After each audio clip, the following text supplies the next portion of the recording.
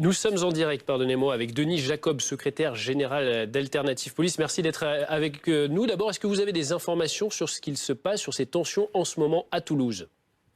Oui, bonjour. Écoutez, on a quelques remontées effectivement de heurts particulièrement violents depuis 14 heures. Alors il faut savoir qu'il y a 800 policiers de sécurité publique qui sont engagés, qu'il y a 4 compagnies de CRS, donc ça fait un peu plus d'1 000 de forces de sécurité côté police nationale sur place. Donc on a eu notamment des barricades auxquelles ils ont mis feu. Il y a eu des affrontements nombreux et particulièrement violents entre Black Bloc et policiers. Vous le disiez très justement tout à l'heure, il y a également beaucoup de groupes disséminés à travers la ville.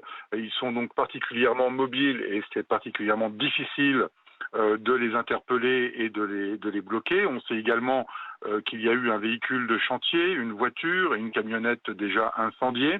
Camionnette qui a priori est à côté d'une canalisation de gaz et les sapeurs-pompiers essaient d'intervenir et comme vous le disiez également, ils se font eux aussi caillasser. Voilà un peu les premières informations et les remontées que l'on a. Et les fonctionnaires qui sont sur place me disaient il y a quelques minutes que depuis qu'il y a des manifestations à Toulouse, c'est la première fois qu'ils voient autant de violence en si peu de temps à l'occasion des manifestations des Gilets jaunes.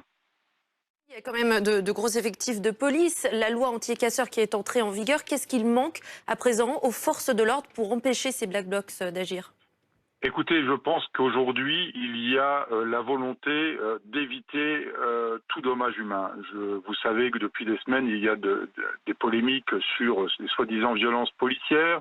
Alors un coup, c'est les gaz lacrymogènes, un coup, c'est les lanceurs de balles de défense, c'est les grenades de désencerclement. Bref, tout est fait aujourd'hui pour essayer de contenir des manifestants violents, d'assurer la sécurité, tout en évitant d'avoir des blessés. Donc la loi anti-casseurs, elle n'est pas inefficace, comme j'ai pu l'entendre tout à l'heure. C'est que je pense qu'on prend toutes les précautions utiles et nécessaires pour éviter de l'appliquer stricto sensu, pour éviter d'avoir des affrontements. Il est particulièrement difficile d'aller interpeller des black blocs, donc ces personnes cagoulées. Et là où je rejoins vos intervenants, c'est qu'effectivement la censure de l'article 3 de la loi anti-casseurs est un véritable frein à notre travail de prévention. Contrairement à ce qui est dit, c'est pas une loi de répression, mais une loi de prévention qui nous permet d'anticiper, de travailler en amont, justement pour exfiltrer ces casseurs et éviter de les avoir sur les théâtres des manifestations et d'avoir des dégâts comme on a connu les semaines passées. Justement, Denis Jacob, on savait qu'il y aurait beaucoup de monde, en tout cas attendu à Toulouse aujourd'hui. C'est un lieu de rassemblement national pour les Gilets jaunes. Est-ce qu'il n'était pas possible d'anticiper, de tenter d'intercepter ces personnes, ces Black Blocs aujourd'hui ? Est-ce qu'il y a eu une défaillance des services de renseignement ? Non, je ne pense pas qu'il y ait une défaillance des services de renseignement. Ce qu'il faut savoir, c'est qu'il y a des manifestations programmées partout en France, chaque week-end, et pas seulement des manifestations de Gilets jaunes, parce que la vie de société continue, et donc il y a d'autres manifestations en tout genre qui ont lieu à travers la France, et chaque manifestation doit être sécurisée, donc on est obligé de dispatcher les effectifs. Donc on peut toujours dire qu'on aurait pu mettre 3 000, 4 000, 5 000 policiers et gendarmes à Toulouse, mais à côté, il faut assurer la sécurité ailleurs en France. Donc les services de renseignement font remonter, comme à chaque fois, les informations sur des potentielles violences. On sait qu'il y a eu des appels sur les réseaux sociaux des Black Blocs. Je note d'ailleurs que Monsieur Nicole est sur place à Toulouse et qu'il a répondu à cet appel. C'est lui-même qui le dit. En tous les cas, c'est ce qu'il a déclaré à l'AFP tout à l'heure.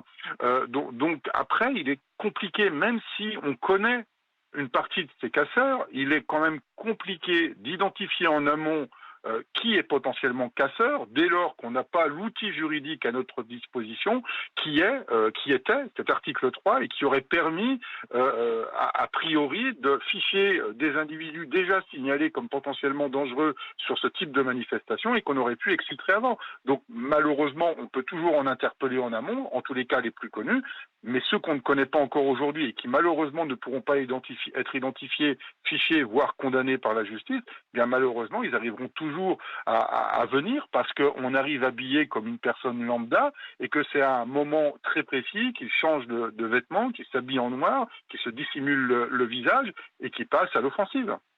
Merci Denis Jacob d'avoir été en ligne avec nous. On rappelle que vous êtes secrétaire général d'Alternative Police.